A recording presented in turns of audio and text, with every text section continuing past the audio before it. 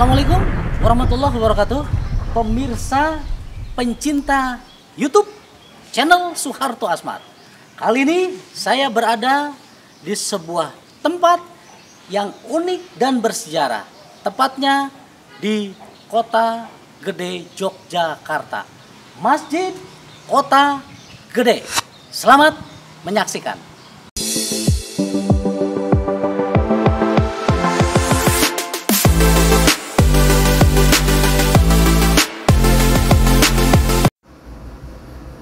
Pemirsa, Masjid Gede Mataram adalah masjid tertua di Yogyakarta. Berlokasi di selatan kawasan Pasar Kota Gede, yang tepatnya di Kelurahan Jagalan, Kecamatan Banguntapan, Kabupaten Bantul, Daerah Istimewa Yogyakarta.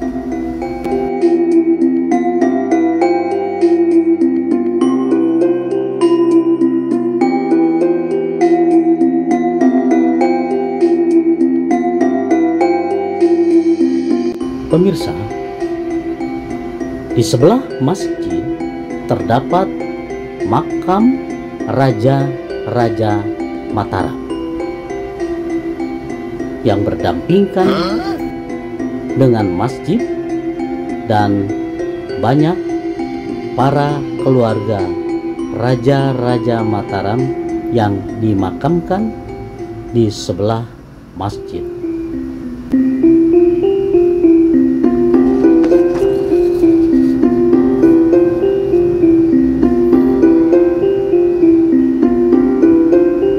Arah menuju masjid ada gapura yang menyerupai sebuah tempat gapura yang mirip dengan gapura Hindu. Gapura depan masjid berbeda dengan masjid pada umumnya, karena gapura tersebut menyerupai tempat peribadatan umat Hindu atau umat Buddha.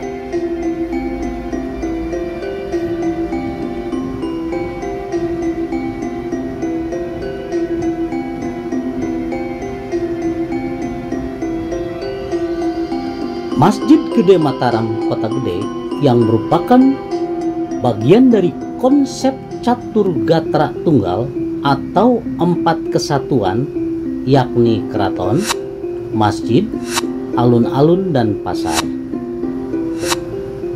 Masjid ini dibangun pada tahun 1587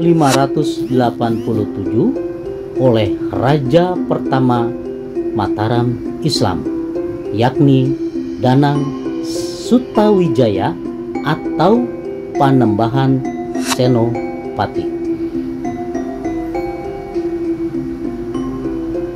Masjid Gede Mataram Kota Gede masih berdiri kokoh dan tetap berfungsi sebagai tempat ibadah umat Islam. Biasanya masjid ini juga dikunjungi mereka yang melakukan wisata sejarah di Kompleks Keraton Mataram Islam Kota Gede.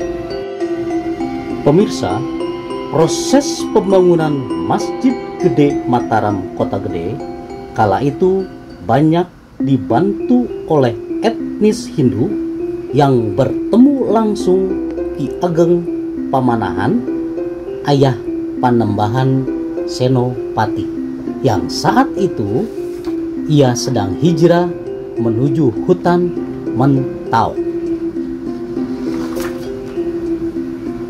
Pada saat itu Ki Ageng Pamanahan hijrah dari Pajang ke Mataram melalui Prambanan dan bertemu etnis Hindu. Setelah berinteraksi, akhirnya banyak pengikutnya. Bangunan Masjid Gede Mataram dibagi menjadi beberapa bagian, yakni ada halaman, ada pagar yang mengelilingi masjid, dan ada makam. Pemirsa, makam yang terdapat di Masjid Agung Kota Gede hanyalah diperuntukkan bagi keluarga besar terah raja-raja Mataram Islam. Ada juga tempat peristirahatan terakhir yang terletak di belakang masjid yang merupakan tempat tokoh-tokoh penting kerajaan seperti Ki Ageng Pamanahan dan Panembahan Senopati yang disemayamkan.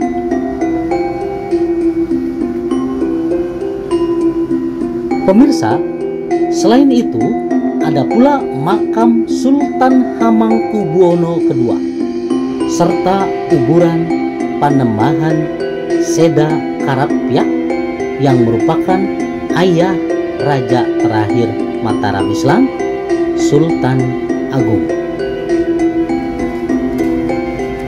Meski menjadi tempat ibadah bagi umat muslim, Masjid Agung Kota Gede merupakan peninggalan sejarah akulturasi budaya yang berlangsung saat kerajaan Mataram Islam. Beberapa budaya antara lain Islam, Jawa, Hindu, dan Cina bisa ditemukan jejak pada tata bangunan masjid yang berusia ratusan tahun tersebut. Akulturasi budaya pada bangunan Masjid Gede Mataram Yogyakarta menyatakan pengaruh budaya Hindu terlihat kental pada bagian luar komplek Masjid Gede Mataram. Dinding makam keluarga besar terah raja-raja pun berhiaskan ornamen seperti candi. Dan suasana nuansa makam terasa kental dengan budaya Jawa. Ada pepohonan yang besar yang sudah berusia ratusan tahun.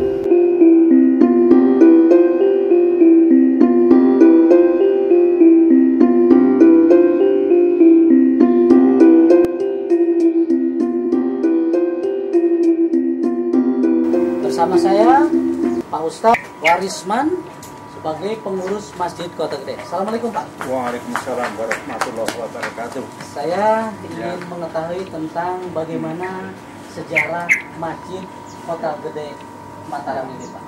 Silakan Pak.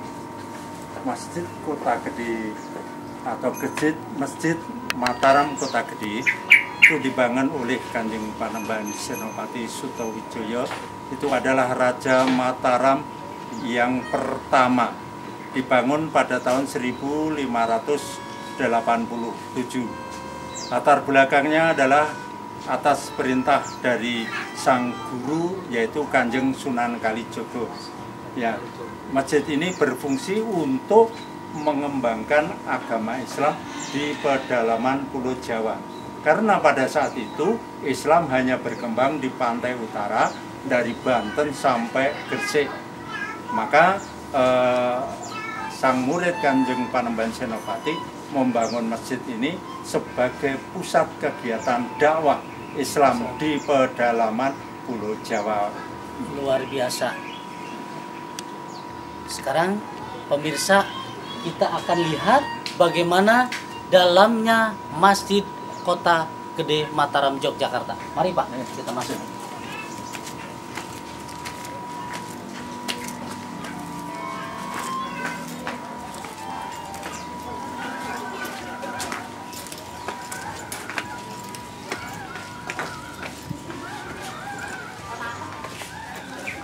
Baik pemirsa, kami sekarang berada di lokasi masjid dan ini adalah area masjid yang sudah sangat tua sekali. Tadi dikatakan oleh pengurus masjid, Bapak Warisman, ini adalah salah satu masjid yang tertua yang berada di kota Yogyakarta. Mari sama-sama kita langsung ke sana. Mari Pak. Ini merupakan komplek masjid areanya sudah cukup luas sekali. Kurang lebih ada berapa luasnya nih Bapak? Ini panjang 70 kali 60 meter. 70 kali Panjang 60 lebar 70-60 meter ya. Oke. Kurang lebih menampung berapa jamaah nih Pak? Kira-kira 750-an. 750 jamaah. Iya. Baik pemirsa, mungkin ada sesuatu yang unik di dalam masjid ini. Mari sama-sama kita lihat apa saja Pak yang unik di masjid ini. Yang unik ada beberapa, bahwa masjid ini bangunannya Islam, tapi pintu gerbangnya berupa gapura Hindu. Oh, oke. Sekarang kita lihat Pak, ini pintu gerbangnya ya. Oke. Ya. Ini pintu gerbangnya ya Pak. Iya. Nah, apa maknanya ini Pak, pintu gerbang ini Pak? Gapura ini namanya Paduraksa. Paduraksa. Ayo kita lihat Pak. Oleh raja di sini diperintahkan untuk dijaga. Siapapun yang masuk area masjid harus membaca syahadat asyhadu alla ilaha illallah wa asyhadu anna muhammadar rasulullah. Paduraksa, dua raksa yang dipadu. Raksa itu maksudnya menjaga, memelihara, dan merawat. Di dalam diri kita itu ada yang jaga, ada yang memelihara, ada yang merawat, yaitu dua kekuatan.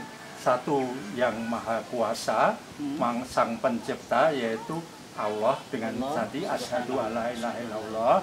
Terus kemudian sang Rasul, yaitu utusan Allah dengan hadis-hadisnya atau sunahnya itu yang merawat, menjaga kita. Jadi ada asyhadu alla ilaha illallah wa asyhadu anna muhammadar rasulullah. Ini gapura disebut Paduraksa, walaupun yang membangun orang-orang etnis Hindu ya. Ya.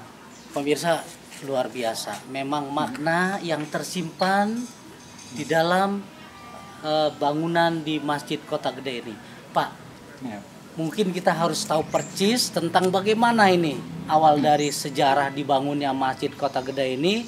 Ya, ini ada tulisan 1856, 1926. Ayo Pak, kita ke sana.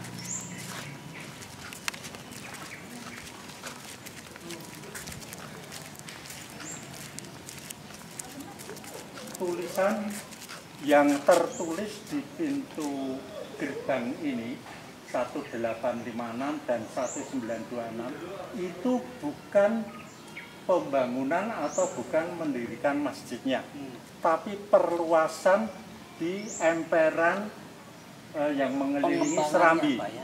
Itu ya, ini yang mengelilingi Serambi ini namanya emperan.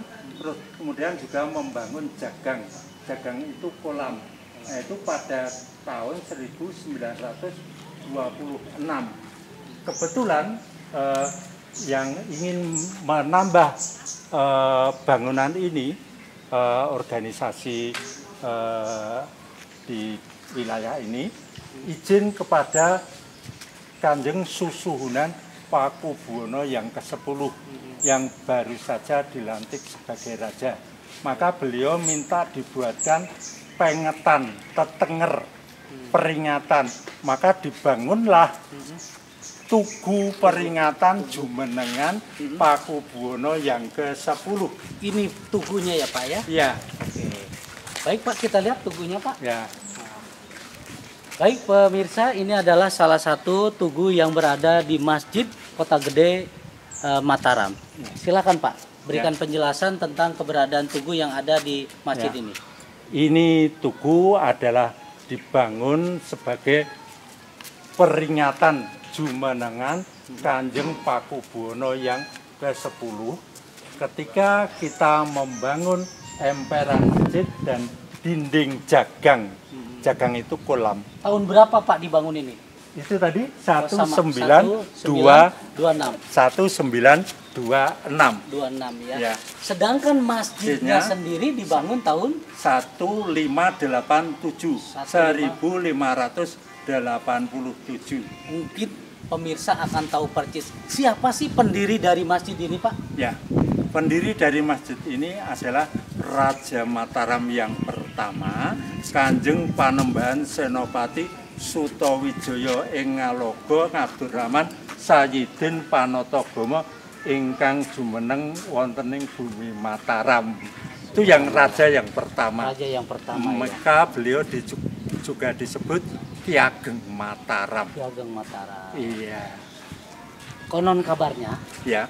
bahwa ayahanda dari yang membangun masjid ini, ya, itu masih murid dari Sunan Kalijaga. Apa benar ini, Pak Ustadz? Betul. Beliau bernama Kanjeng Ki Gede Pemanahan atau Ki Ageng Pemanahan.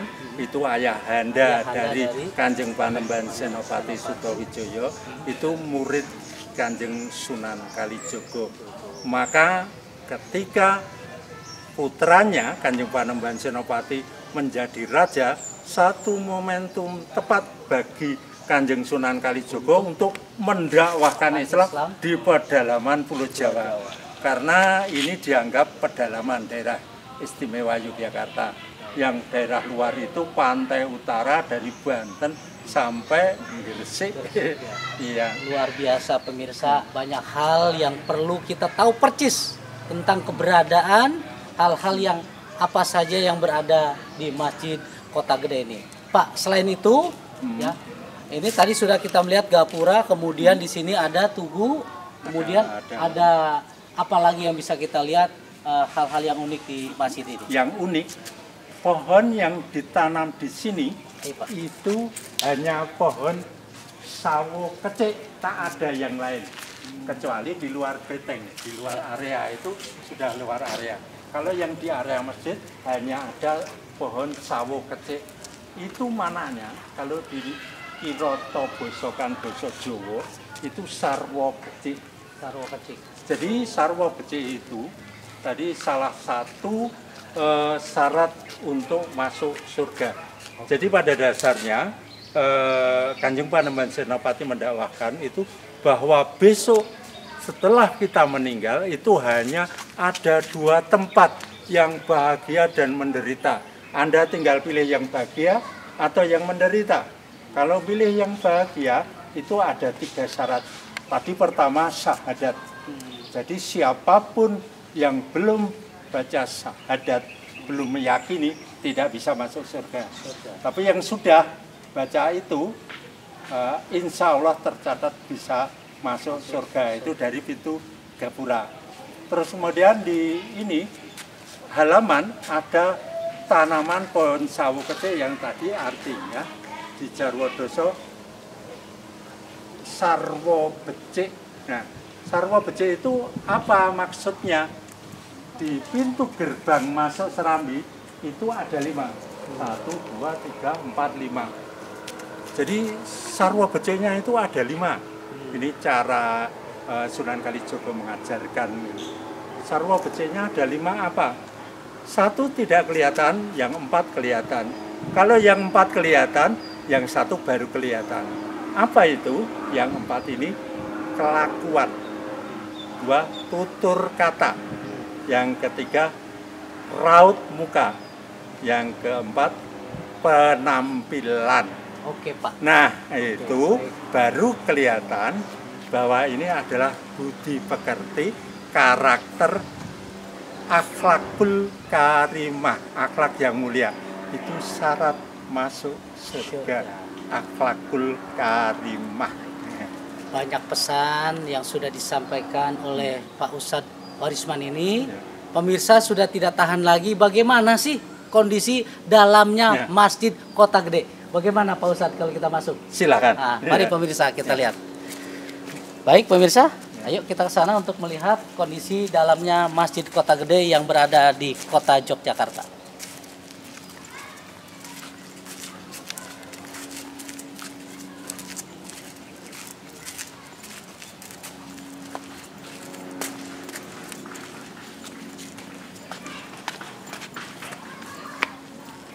Masuk ke wilayah Serambi itu ada 3 tangga. Masuk ke wilayah dalam masjid ada 3 tangga. Ini maksudnya Islam, iman, ihsan. Ya, tentu para pemirsa sudah tahu itu maksudnya. Ya, Baik, pemirsa, kita lihat ini bangunan sudah cukup tua, sudah ratusan tahun. Lantainya asli, Pak Ustadz ya? oh sudah Dan diganti. bangunannya juga asli. Asli. Ada beberapa yang sudah direnovasi. Ya. Ada pesan tertentu yang bisa kita dapati. Ada tangga-tangga yang naik ini ada 3 yang menandakan Islam, iman, iman, dan ihsan. ihsan. Baik, pemirsa, kita lihat ke dalam. Ya. Kita lihat dulu ada 8 tiang yang ada di Serambi ini. Ini juga punya makna bahwa 8 itu dari apabila kamu mohon surga kepada Allah, mohonlah surga yang paling tinggi, karena surga itu ada 100 tingkatan. Surga yang tertinggi itu adalah tempatnya para nabi dan rasul dan para aulia. Nah, apa untuk surga itu? Yaitu surga Firdaus. Ada di dalam surat Al-Mu'minun bahwa walladzina hum ala sholawatihim yuhafizun ulaika humul warisun alladzina yarisunal firdaus hum fiha khalidun. Jadi kalau kalian bisa menjaga sholat, itu akan dimasukkan ke surga Firdaus. Nah, apa yang dijaga di dalam sholat? Itu ada 8 perkara. Ini digambarkan atau disimbolkan dalam tiang itu. Di antaranya adalah bisa menjaga kelurusan niat, kesempurnaan wudhunya, menjaga syarat dan rukunnya, menjaga adab-adabnya, menjaga bacaannya, menjaga kekhusyukannya, yang terakhir menjaga dampaknya. Setelah mengerjakan sholat, bagaimana dampaknya? Kalau tetap seperti orang buruk, taruhlah bajingan, nah, itu berarti tidak berdampak sholatnya. Nah, itulah siapa yang bisa menjaga 8 perkara ini, insya Allah surga Firdaus. Ya. Pesan yang betul-betul punya makna yang tinggi. Pak Ustadz, Ya. ini dari kayu apa ini Pak Ustadz? Kayu jati Kayu jati. itu dari Dan memang Blora. ini asli ya? Asli Asli ya. dari Blora. pada masa itu. Ya, karena kayu jati dari Blora itu dinilai kualitasnya yang terbaik. Ya. Pak Ustadz, ini ada beduk. Oh iya. Ya, pemirsa, Mohon kita ya. lihat salah satu keunikan yang ada di Masjid Kota Gede, ada beduk. Nah, beduk ini sejarahnya seperti apa nih Pak Ustadz? Ya. Ya. Jadi karena zaman dulu belum ada jadwal waktu sholat, maka untuk memberikan kepada umat itu harus pakai tanda. Nah, maka ini pakai beduk yang ditabur dengan kentong. Kentong itu dulu kentong, tong tong tong tong tong, terus kemudian deng deng deng deng. Itu maksudnya tong tong tong itu suaranya, frekuensinya kecil tapi bablas, jauh. Ya. Nah, itu sudah masuk waktu sholat, masjidnya masih kosong. Terus deng deng deng deng itu walaupun sudah pada datang, nah tapi masjidnya masih sedeng karena masjidnya gede. Ya, jadi masih sedeng. Silakan datang itu sebagai tanda waktu masuk sholat.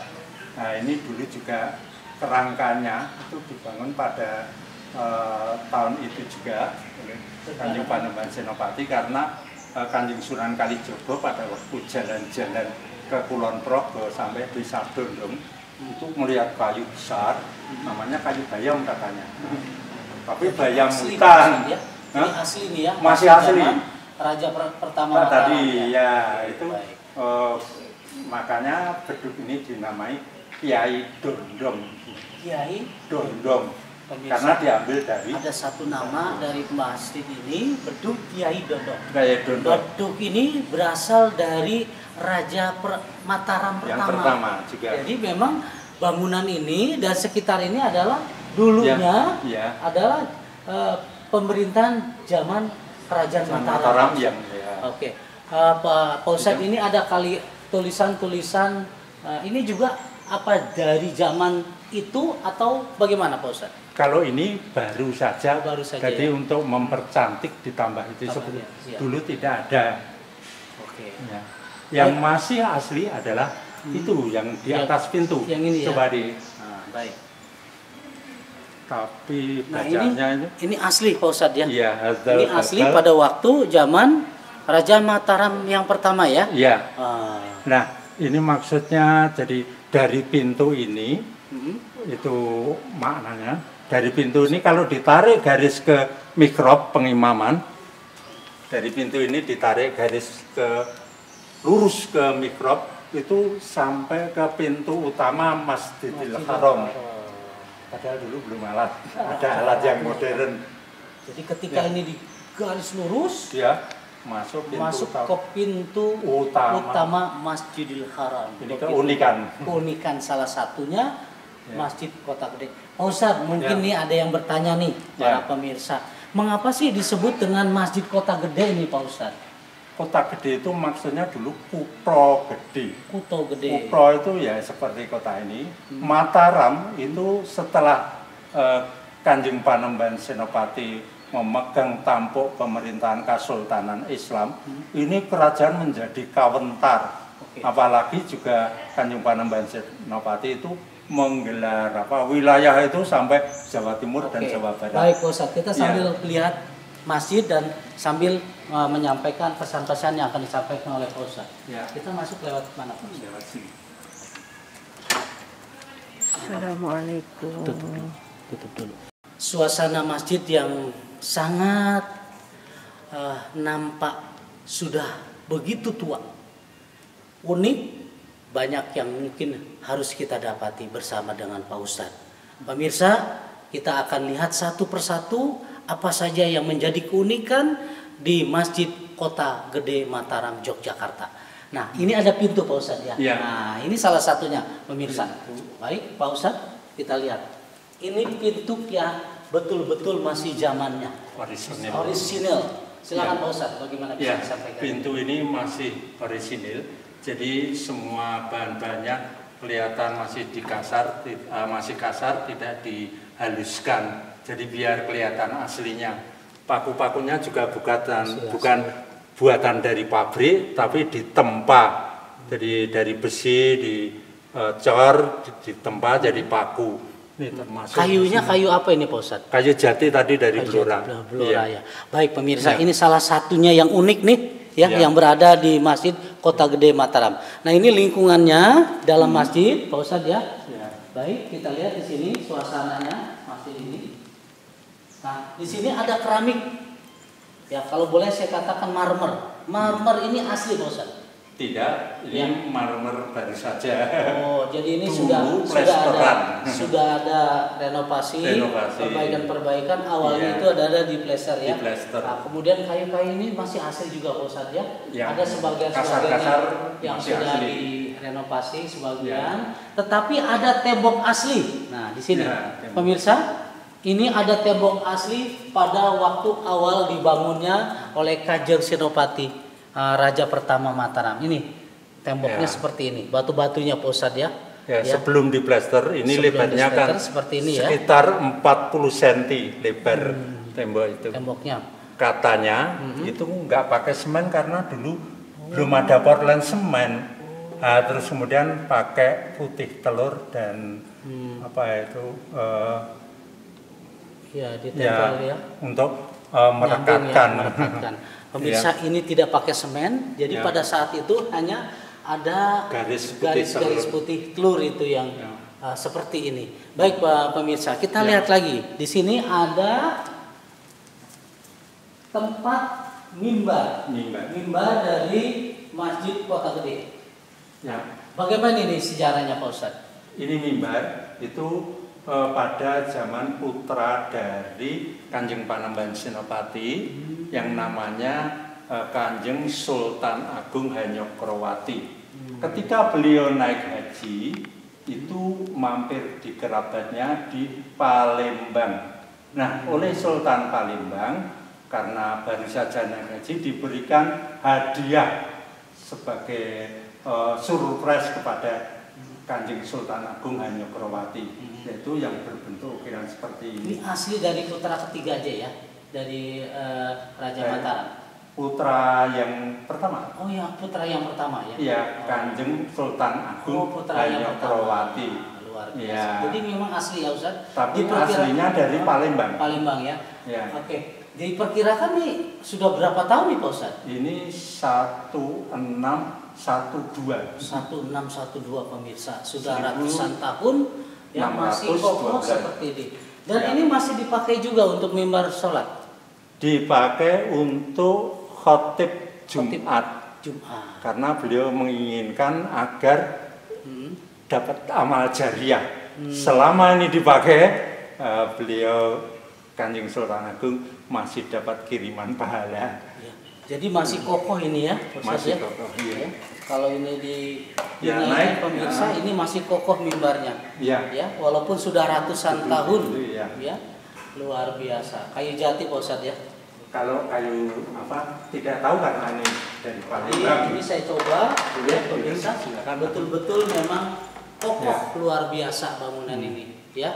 Ini kayu-kayunya juga masih sudah ratusan tahun.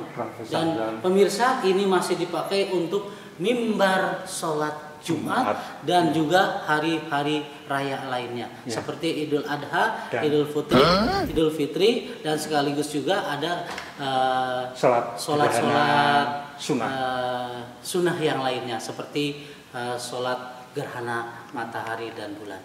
Baik pemirsa, kita akan lihat lagi apa yang menjadi keunikan yang ada di Masjid Kota Gede ini. Ini Ustaz.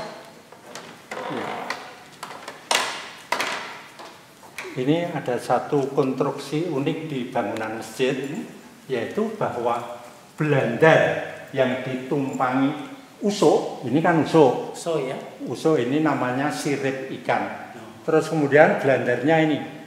Belandar itu biasanya di dalam konstruksi bangunan itu disangga dinding atau disangga tiang. Tapi ini digantung. Jadi tidak ada di tempat lain. Kecuali ini dan Keraton Surakarta dan Yogyakarta yang beliau anak cucunya meniru bangunan seperti ini yang konstruksinya ya belandar gantung. Belandar gantung namanya belandar Lumajang. Ini digantung oleh itu kayu di sudut itu digantung ke atas. Subhanallah. Nah itu punya makna bahwa di atas tadi ada mustofa, di atas sana mustofanya bukan kubah. Nanti bisa diambil gambar dari luar. Itu berbentuk gada. Gada itu menunjukkan ketauhidan Allah. Ya. Pak Ustadz, ini berarti tidak itu ya? Konstruksinya itu benar-benar memang digantung. Iya, itu kan digantung belandarnya.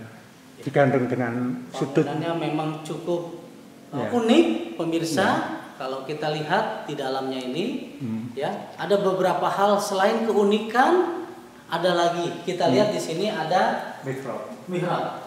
Ya. Ustaz, ini asli atau sudah ada perbaikan? Perbaikannya pada plesteran. Plesteran saja ya. Tapi itu masih asli apa? Ukir-ukir. Ukiran itu masih asli ya. Maknanya itu orang Islam itu harus fleksibel, luwes gitu. Berarti berarti Raja Mataram ya Kanjeng Panembahan Senopati sholatnya pernah melaksanakan sholat di tempat ini. Memimpin langsung ya. Iya. Pemirsa, ini satu bukti sejarah. Iya. Pemimpin kita salah satunya adalah Kanjeng Panembahan Senopati itu ya betul-betul menginginkan kepada kita semua muslimah menjadi muslimah yang taat kepada Allah Subhanahu wa taala. Bahkan beliau memimpin sholat sebagai imam di tempat ini. Pak Ustadz, hal lain apa saja yang bisa kita lihat lagi? Tadi kurang sedikit pada mimbar. Baik, mimbar ini ada patung anjing. Ada patung anjing pemirsa. Ini. Di mimbar ini ada patung anjing. Apa Kenapa? maknanya ini Pak Ustadz? Maknanya anjing itu dinilai sebagai hewan yang paling setia kepada tuannya, Pada majikannya. majikannya. Nah, kita sebagai umat, sebagai hamba Allah itu harus sami'na wa ta'na atas perintah dan larangan Allah. Itu maknanya. Maknanya pemirsa luar biasa. Harus lebih bagus dari Pesan anjing. yang disampaikan oleh Pak Ustadz, makna-makna dari mimbar ini sendiri. Pak Ustadz, Ya. mungkin banyak ya yang perlu kita ketahui ya, keberadaan hal-hal yang unik di dalam masjid ini. Ya. Ya. Yang terakhir Pak Ustadz. Ya. Ya mungkin pesan-pesan untuk pemirsa pencinta YouTube channel Soeharto Asmara. Silakan Pak Ustadz. Ya, kami kepada masyarakat khususnya umat Islam, marilah kita tetap menjaga ketakwaan kita dengan menjalankan perintah Allah dan meninggalkan larangan Allah untuk menggapai surga yang disediakan oleh Allah. Karena kita kalau tidak mengikuti perintah Allah, ya kita akan hidup menderita selama-lamanya. Itulah Subhanallah, pesan yang betul-betul bermakna untuk kita semua. Dan apa yang disampaikan juga maknanya sangat tinggi. Pesan yang didengar, apa yang ada di dalam bangunan masjid yang penuh dengan sejarah, ya, menandakan bahwa Islam betul-betul disebarkan dengan rahmatan lil alamin. Baik, Pak Ustadz, terima kasih atas penjelasannya semua. Sama-sama. Mudah-mudahan kita menjadi muslim dan muslimah yang selalu bertakwa kepada Allah Subhanahu wa taala. Terima kasih Pak Ustadz. Saya ucapkan Assalamualaikum warahmatullahi wabarakatuh. Waalaikumsalam warahmatullahi wabarakatuh.